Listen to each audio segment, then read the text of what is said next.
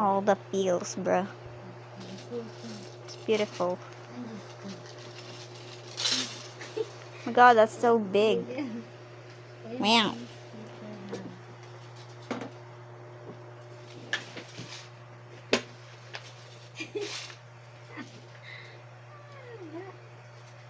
Hala ka, ang ganda niya.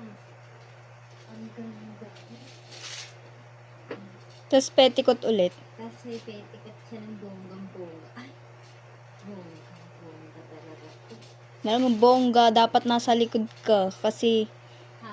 dapat nasa likod ka pag suot mo yon. Kasi hindi hila. Hindi. Pag mababa. May tagabuhat. Hindi, pwedeng wala. Kasi mababa lang yung petikat. Ay, Diyos ko, Lord. Sabi ni Lord, din namin yung pa. Ang ganda.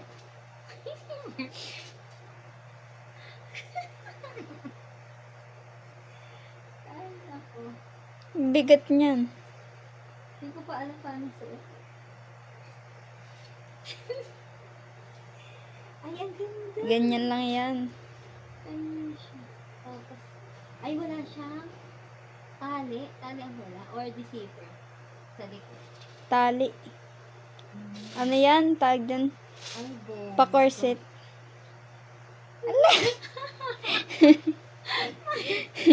Tawa naman ako. Ang ganda niya, no? Yes. Kulang lang siya sa laba. Talagang Or sobrang ganyan. haba, oh. Grabe. Para kang ikakasal na dito. Taray, kumikinang-kinang. Ay, naku, nasayahan. Ayan. Grabe, sulit. Sulit. Lagay ko kaya ito kung saan. Lalaban natin sa sabay. Belly. Wala, ang ganda. Bigat niyan.